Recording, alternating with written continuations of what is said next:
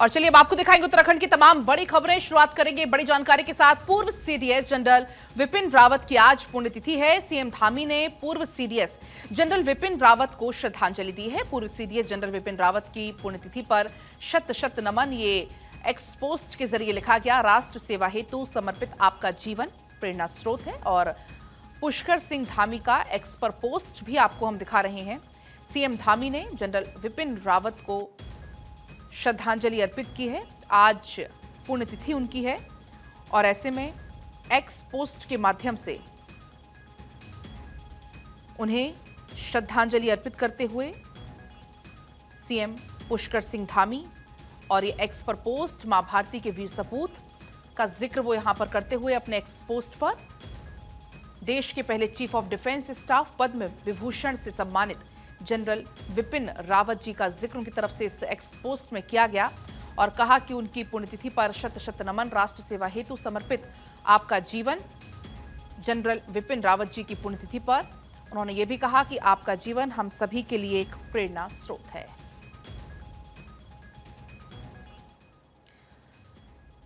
तो वहीं इस मौके पर सीएम योगी ने भी विपिन रावत को श्रद्धांजलि दी है और एक्स पर पोस्ट करते हुए उनके द्वारा लिखा गया विपिन रावत की पुण्यतिथि पर उन्हें विनम्र श्रद्धांजलि।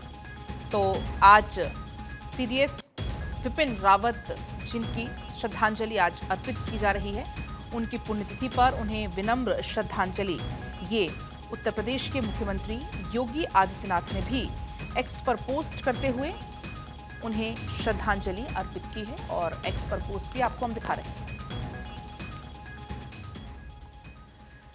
और वहीं उत्तराखंड के सीएम पुष्कर सिंह धामी रुद्रप्रयाग के दौरे पर हैं। इस दौरान सीएम धामी ने बाबा केदारनाथ के शीतकालीन निवास ओमकारेश्वर मंदिर उखीमठ में पूजा अर्चना की और बाबा का आशीर्वाद लिया। यहां सीएम धामी ने शीतकालीन चारधाम यात्रा के चल रहे विकास कार्यों का भी निरीक्षण किया और उसी दौरान की ये तस्वीरें।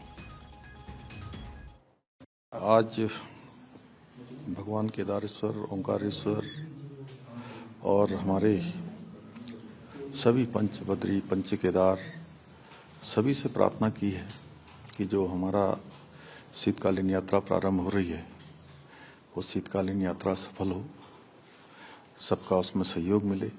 आने वाले हमारे सभी श्रद्धालु, तीर्थयात्री, पर्यटक, उनकी यात्रा भी सुगम हो। जिस उद्देश्य के लिए वो यात्रा कर रहे हैं उनके उद्देश्य उनको प्राप्त हों, भगवान की उनको कृपा बने रहे। और उस निमित्त हम लगातार प्रयास कर रहे हैं कि शीतकालीन प्रवास के दृष्टि से हर सुविधा जो यहाँ हो सकती है वो हम करें। और इसी बीच हमारे संवाददाता हरीश थपलियाल हमारे साथ जुड़ चुके हैं। उनके पास हम सीधा रुख करेंगे, ज्यादा जानकारी के साथ वो मौजूद हैं। हरीश, जिस तरीके से चार धाम यात्रा का खास महत्व होता है, खासतौर पर अब हम बात करें अगर शीतकालीन चार धाम यात्रा की, तो इसको लेकर भी सीएम धामी यहां पर कहते हुए नजर आए। विकास कार्यों का निरीक्षण उनके द्वारा किया गया और ये भी उनके द्वारा कहा गया कि इसको कोशिश है कि ज्यादा से ज्यादा लोगों तक प्रचार प्रसारित इसको किया जाए। बिल्कुल पलक, देखिए मुख्यमंत्री पुष्कर सिंह धामी अपने 2 दिन के दौरे पर हैं रुद्रप्रयाग में। वहां उन्होंने जो केदार बाबा का जो शीतकालीन निवास है ओंकारेश्वर मंदिर उखीमठ में उन्होंने पूजा अर्चना की और प्रवेश की खुशहाली की उन्होंने कामना की। मुख्यमंत्री ने जो लोकल वहां पर पांडा शामिल है और समृद्ध सांस्कृतिक विकास के संरक्षण के लिए तो समेकित प्रयासों का भी उन्होंने लोगों से अपील की है। और सबसे महत्वपूर्ण बात यह कि आज चारधाम जो तीर्थ यात्री है उनके लिए सबसे बड़ी खुशखबरी है कि उत्तराखंड में शीतकालीन यात्रा की शुरुआत होने जा रही है। तो ये रुद्रप्रयाग जिला है। तो हरीश अभी जानकारी भी दे रहे थे जिस तरीके से, चूंकि आज से ये शुरुआत होने वाली है और ये तस्वीरें भी आप देख पाएंगे। सीएम धामी यहां पर मौजूद, ओमकारेश्वर मंदिर की तस्वीरें हैं ये, जब सीएम धामी यहां पर पहुंचे नमन करने के लिए। हरीश हमारे साथ अगर जुड़े हुए हैं, आवाज अगर आप तक पहुंच रही है तो आप ये भी बताइएगा कि किस तरीके से वहां पर व्यवस्थाएं की जा रही हैं, किस तरीके से हर एक कोशिश की जा रही ताकि जो श्रद्धालु वहां पर पहुंचेंगे उनको किसी तरीके की कोई परेशानी ना हो, कोई असुविधा ना हो।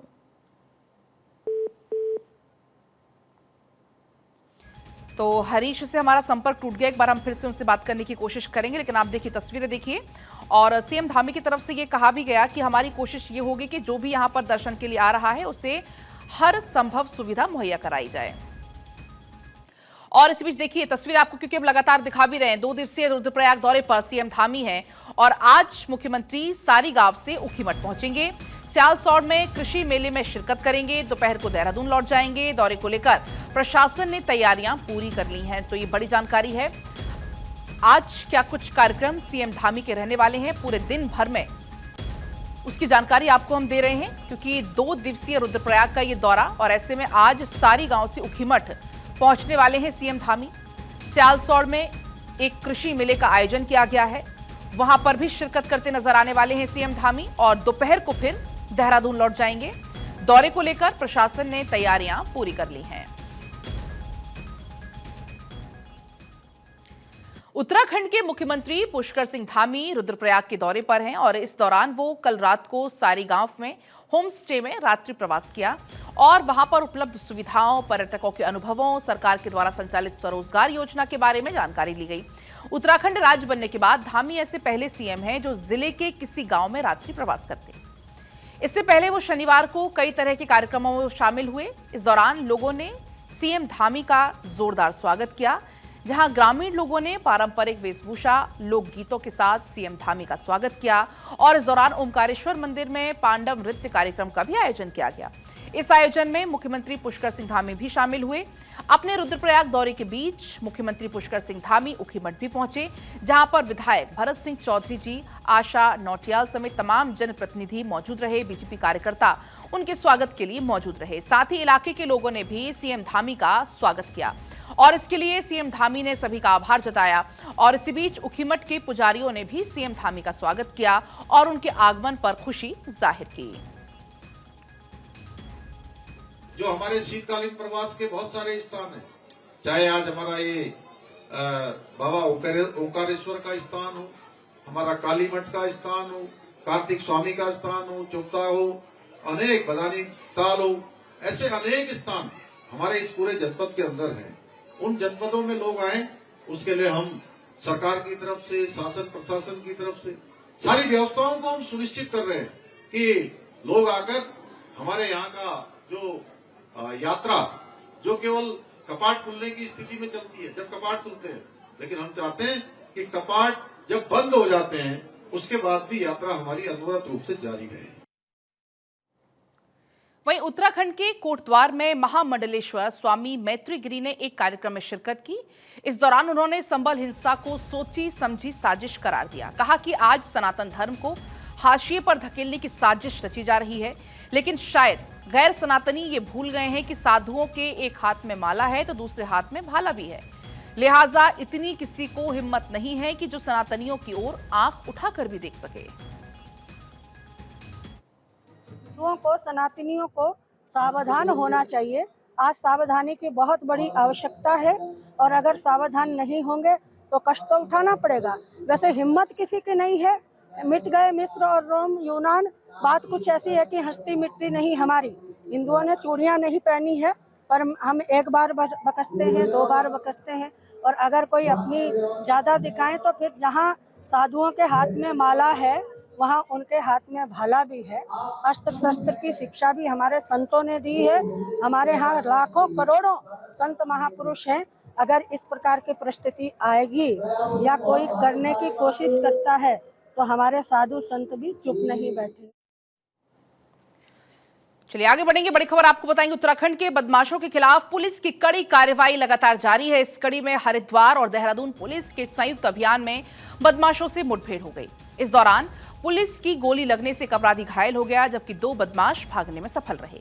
घायल बदमाश को पुलिस ने पकड़कर इलाज के लिए अस्पताल में भर्ती कराया। वहीं भागे हुए दोनों बदमाश की तलाशी में फिलहाल पुलिस जुटी हुई है। आगे बढ़ती एक और बड़ी खबर आपको बताएंगे। लक्सर के बाकरपुर पंचायत में मुख्य विकास अधिकारी के निर्देश पर सहायक विकास अभियंता की टीम ने पंचायत में विकास कार्यों की जांच की। जांच में पाइपलाइन कार्य में धांधली पाई गई। कई लाभार्थियों के खेतों में पाइपलाइन दबी हुई नहीं मिली। आपको बता दें कि लक्सर के बाकरपुर गांव में ग्राम प्रधान के द्वारा किए गए मनरेगा में अन्य विकास कार्यों की धांधली की शिकायत मुख्य विकास अधिकारी हरिद्वार से की गई थी, जिस पर एक टीम बनाकर सहायक विकास अभियंता अनिल जैन को पंचायत में विकास कार्यों की जांच के निर्देश दिए गए थे। सहायक अभियंता ने पंचायत में पहुंचकर सड़क, नाली, किसानों के खेतों में पाइपलाइन का निरीक्षण किया और मौके पर कई सारी अनियमितताएं भी पाई गई। सहायक अभियंता ने कहा कि मामले में कार्रवाई के लिए जांच रिपोर्ट मुख्य विकास अधिकारी को सौंप दी जाएगी। विकास अधिकारी महोदय को प्रार्थना पत्र दिया था, गांव में गड़बड़ हो रही है, उसकी उन्होंने मुझे जांच अधिकारी नामित किया है। उसकी जांच करने हम लोग आए थे आज। हमने फील्ड देख लिया, अब कागज चेक करेंगे, उसके बाद हम कुछ बता पाएंगे कि क्या सत्य है और क्या असत्य है। वहीं ऋषिकेश नगर निगम और स्वास्थ्य विभाग मिलकर ऋषिकेश को तंबाकू फ्री शहर बनाने की कवायद में जुटा हुआ है। इसके तहत बिना लाइसेंस के कोई भी वेंडर तंबाकू उत्पाद नहीं बेच सकेगा। साथ ही स्कूल, अस्पताल के आसपास पूरे तरीके से प्रतिबंधित होगा। कोई भी स्ट्रीट वेंडर तंबाकू, गुटखा या पान मसाला बेचता हुआ पाया गया तो उस पर कड़ी से कड़ी कार्रवाई होगी। तंबाकू का नियंत्रण किया जाना है। उसमें स्वास्थ्य विभाग और स्वास्थ्य विभाग से जुड़ी हुई जो एनजीओज हैं, श्री बालाजी सेवा संस्थान भी एक जुड़ा हुआ है, तो उनके माध्यम से हमने एक जो है नगर निगम ऋषिकेश को एक मॉडल बनाने के लिए इसके लिए एक पहल की है और इसकी एक अधिसूचना तैयार की है, नियमावली, उपविधि, और उसका प्रकाशन होना है। चमोली जिले में 3 दिन तक चलने वाले अमर शहीद सैनिक मेले का आज दूसरा दिन है। मेले में लोगों की भारी भीड़ उमड़ रही है। ये मेला देवाल ब्लॉक के दूरस्थ सैनिक बाहुल्य गांव सवाड़ में लगता है और मेले का आयोजन देश के लिए बलिदान देने वाले शहीद सैनिकों की याद और सम्मान में किया जाता है। वहीं 3 दिन तक चलने वाले इस मेले का 17वीं बार आयोजन किया जा रहा है, जिसकी शुरुआत गढ़वाल से सांसद अनिल बलूनी ने की और इस दौरान उन्होंने गांव के लोगों को शुभकामनाएं दी। तो साथ ही सवाड़ में बने शहीद स्मारक पर श्रद्धांजलि अर्पित करते हुए वीर भूमि ने के अमर शहीद जवानों को याद किया गया। इस दौरान सांसद ने अनिल बलूनी ने आपको बता दें कि सवाड़ गांव में सैनिक म्यूजियम के लिए 10 लाख रुपए देने का भी ऐलान किया। इस दौरान उन्होंने कहा कि जल्द ही सवाड़ में केंद्रीय विद्यालय के प्रस्ताव को भी पास कराया जाएगा। इस बीच मेला समिति और इलाके की जनता ने सांसद अनिल बलूनी का शुक्रिया अदा करते हुए उनका स्वागत किया और उनका आभार व्यक्त किया। इस सैन्य बाहुल गांव सवाड़ से 22 सैनिक पहले विश्व युद्ध में हिस्सा उन्होंने लिया था, जबकि 38 सैनिकों ने दूसरे विश्व युद्ध में हिस्सा लिया था। इसके साथ ही 14 सैनिकों ने पेशावर कांड में वो शामिल थे और 17 सैनिक स्वतंत्रता संग्राम सेनानी हैं। इसके अलावा सवाड़ गांव से 1971 बांग्लादेश युद्ध में 28 सैनिकों, ऑपरेशन ब्लू स्टार में 15 सैनिकों ने हिस्सा लिया था और सवाड़ में वर्तमान में भारतीय सेना में 128 सैनिक सेवारत हैं। आगे बढ़ेंगे, एक और बड़ी खबर आपको बताएंगे। उत्तराखंड का ऋषिकेश देश के उन 131 शहरों में शामिल हो चुका है जहां की हवा की शुद्धता 40% से ज्यादा का सुधार आया है। इस पर नगर आयुक्त शैलेंद्र नेगी का कहना है कि शहर की हवा को शुद्ध करने के लिए ऋषिकेश नगर निगम जमीनी स्तर पर काम कर रहा है और इसके तहत सड़कों पर CC tiles, fountain, vertical garden तैयार किए जा रहे हैं। इससे शहर को वायु प्रदूषण मुक्त और सुंदर हरा भरा बनाया जा सकेगा। चलिए आगे बढ़ते हैं, एक और बड़ी खबर आपको बताएंगे। उत्तराखंड में जलवायु परिवर्तन के असर को देखकर विशेषज्ञ भी काफी हैरान हैं। केदारनाथ और बद्रीनाथ धाम में दिसंबर के पहले हफ्ते भी बर्फबारी ना होना काफी चिंता का विषय है। हिमालय में तापमान बढ़ रहा है। इस बार 6 माह के अंदर एक बार भी बर्फबारी नहीं हुई, जबकि 2023 में अक्टूबर के महीने में 3 बार अब तक बर्फबारी हो चुकी थी। बद्रीनाथ की कपाट बंद होने के 3 सप्ताह गुजर जाने के बाद भी बद्रीपुरी में बर्फ नहीं है। तीर्थ पुरोहित इस परिवर्तन को बद्रीनाथ धाम में अंधाधुंध वाहनों की आवाजाही, ऑल वेदर रोड निर्माण का प्रभाव बताते हैं और इसका वैज्ञानिक स्तर पर अध्ययन होना भी बहुत जरूरी है। दिसंबर का पहला सप्ताह बीत चुका है, पर केदारनाथ सहित अन्य ऊंचाई वाली पहाड़ियां बर्फ विहीन पड़ी हुई हैं। हिमालय की चोटियों में भी नाम मात्र की बर्फ है, जिससे जानकार भविष्य को लेकर काफी चिंतित हैं। इस साल सितंबर के बाद से केदारनाथ में ना तो बारिश हुई और ना ही बर्फबारी।